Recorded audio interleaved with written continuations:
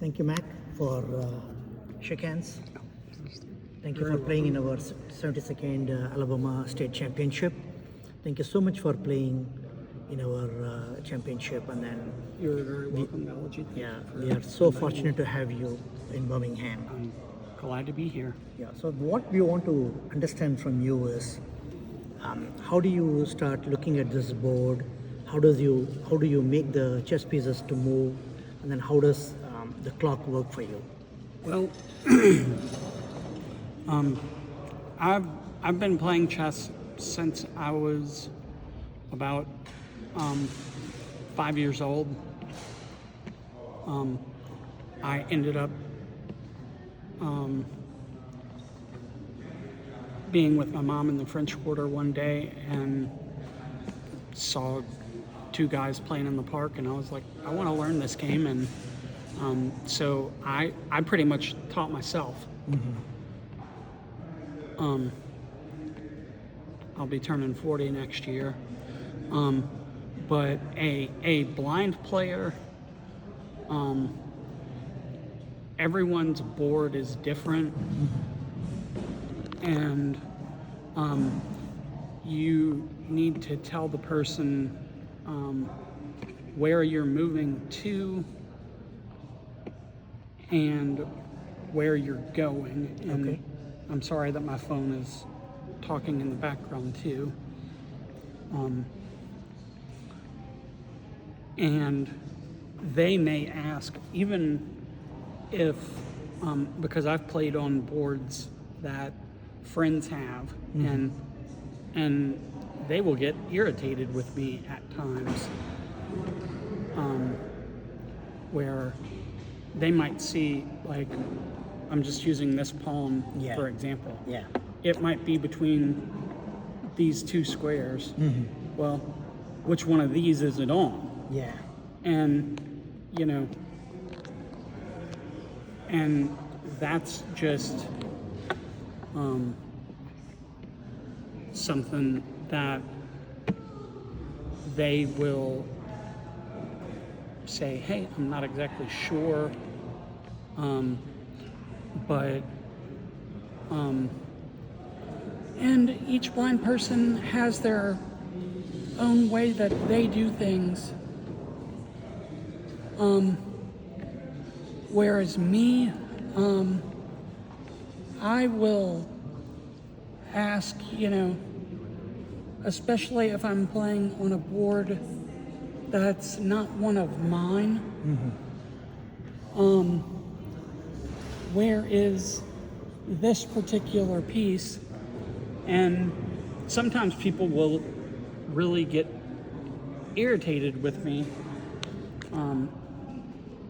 but that's on them. Why don't we play a small game so you can demonstrate to us? We definitely will. Yeah. All right. I'm going to do pawn. So before you do, can you also explain about your board? How does your board look like, and then how do you see the board? Okay. Oh yeah, that's right. So I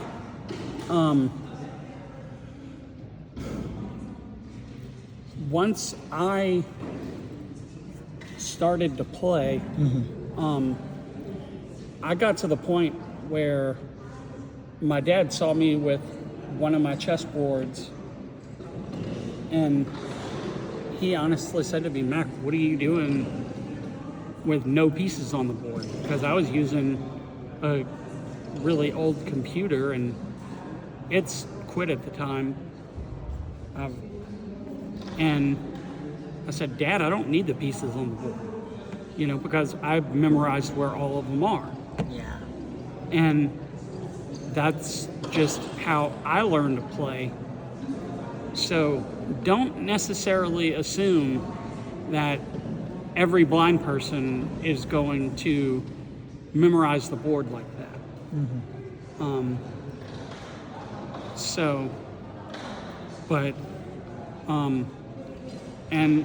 And I will say, honestly, it is very taxing for me and my brain. Yeah. And there's a lot of times where even I will make mistakes. You Yeah. know, Yeah. there's several times where just in this tournament, I noticed I made some mistakes and my opponents capitalized. And I would have chastised them if they didn't. You know, because I deserved what I got. Yeah. You know. Let's play a game. All right. So you are playing white, I am playing black here. Yes. Good luck. You too. All right. E3. E5. C4. Bishop C4. Okay. Knight F6.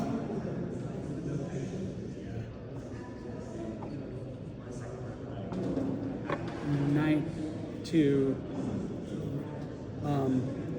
F3. Knight F3. Very good. Knight to C6.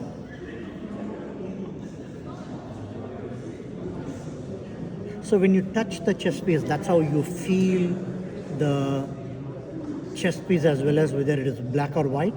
How do you feel the chess piece? Well, this particular set was made. There's actually sand on the black pieces, Okay. but I have several other sets as well. Pawn to C3. Pawn to C3. Okay. Very good. Then I'm going to do pawn to D5. Very good.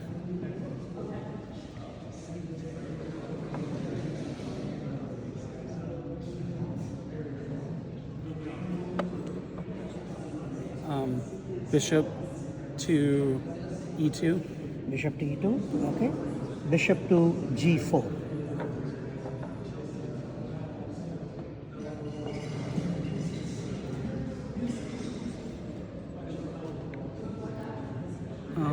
And my clock, by the way, I am able to tell the time and set the majority of the times with this clock.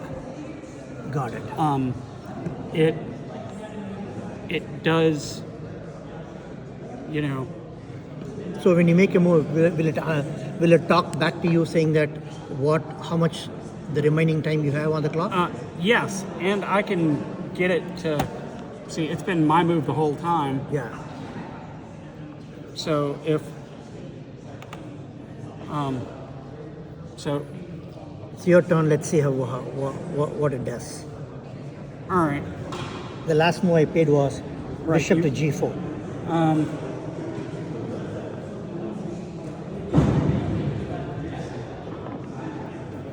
I'm going to do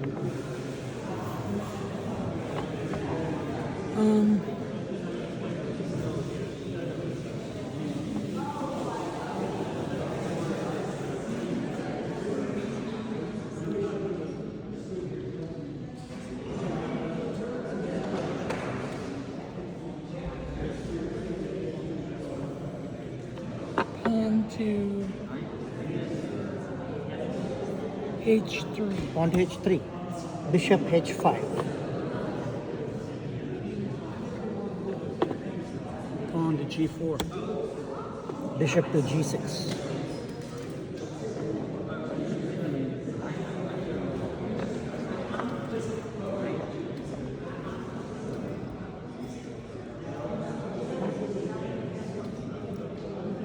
I also see that the white squares on the chessboard has a sandpaper. Is that That's so I can tell the difference between the black and the white. okay?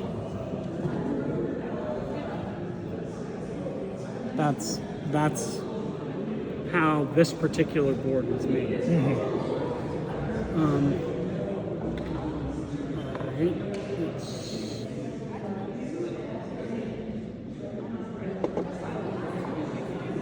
Bishop to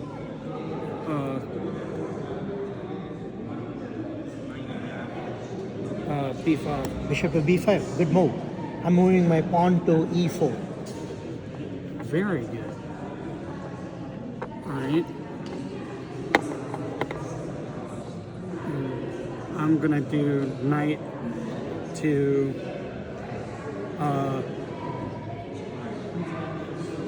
D4. Knight to d4. Okay.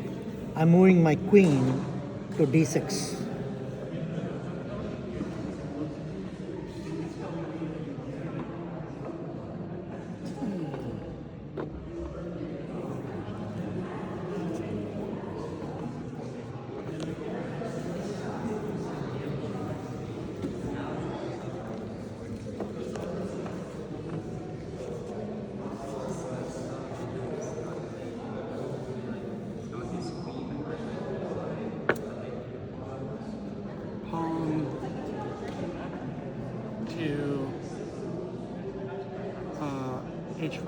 Pawn to H5. Pawn to h5.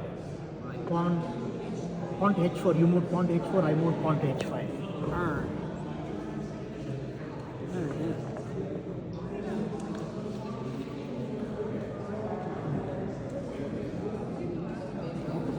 Use the pawn so quickly.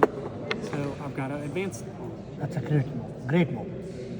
Okay. Threatening the knight. Now I'm going to move my knight back to d7.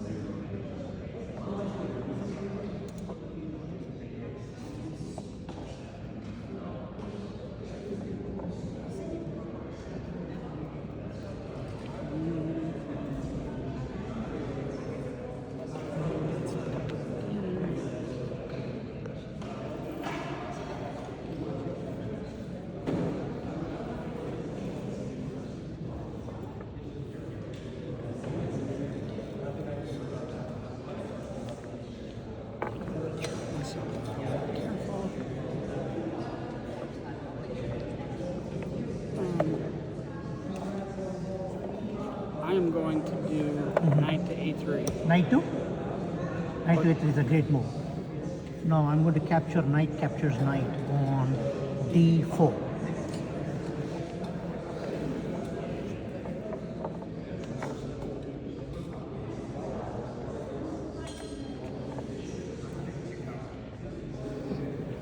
So now, which one of those do I use?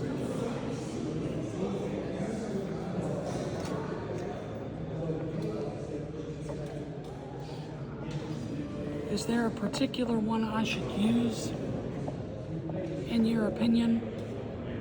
No, I mean both are anyway.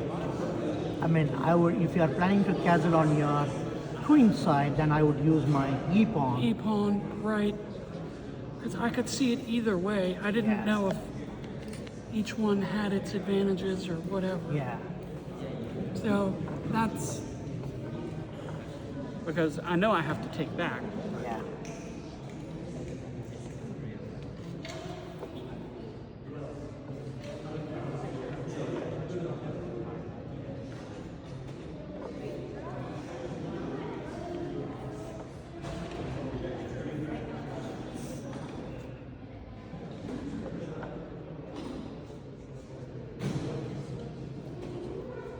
Excuse me.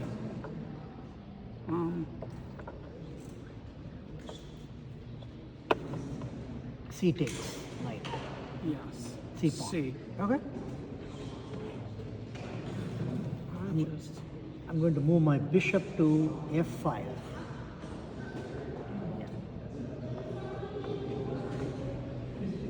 All right. I can see that move. Pretty good move by you. In my personal opinion. Mac, I'm very impressed with the way in which you look at the board. Well, So just curious, how do you remember which piece is on what square? just I got to the point where I just memorized where all the pieces were. Okay. And you know, not everybody can do that. Yeah.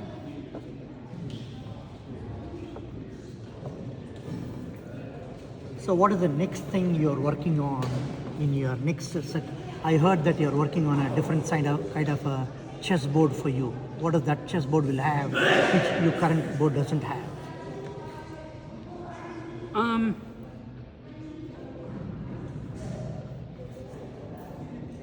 Well, I'm thinking about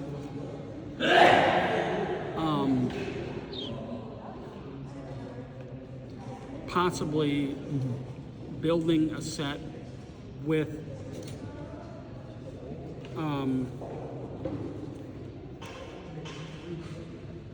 Braille letters and numbers. Okay. And you know, you can also see, and even on your side of the board, Yeah. you know, like this is H8 right here, Yeah. but I put this rail there myself, Yeah. Okay. and just did that all the way around the board, so at least I could have proper notation myself. Yeah. But you know, it would be fun to this board is getting very old, and I would like to make a new board that would fold up and everything. Okay. But anyway, What got interested you into chess in the first place? I just saw people playing it in the French Quarter, Okay. and I was like, I want to learn this game. Okay. And Who taught you this game? me, Oh, self-taught. Okay. and I just have kept it up for, you know, about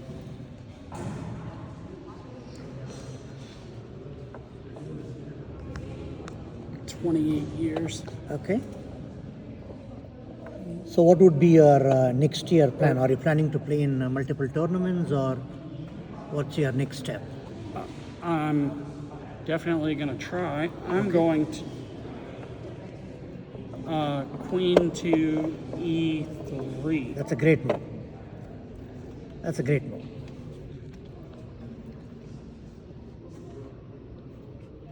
Pawn to c6.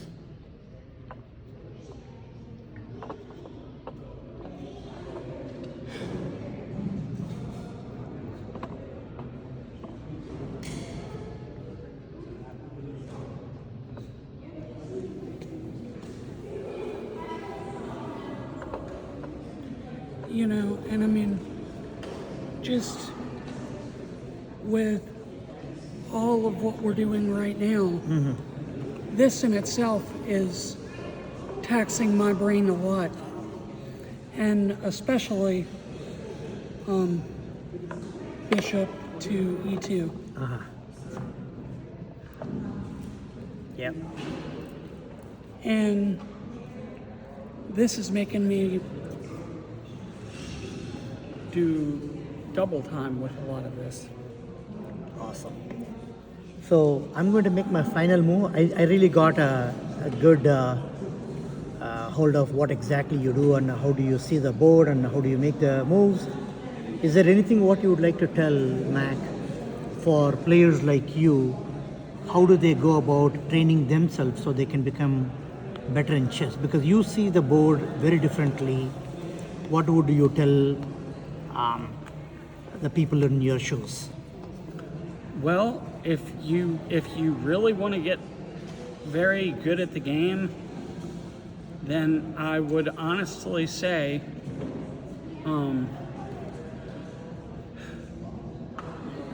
try to utilize all your pieces the right way and never underestimate any of your opponent's pieces.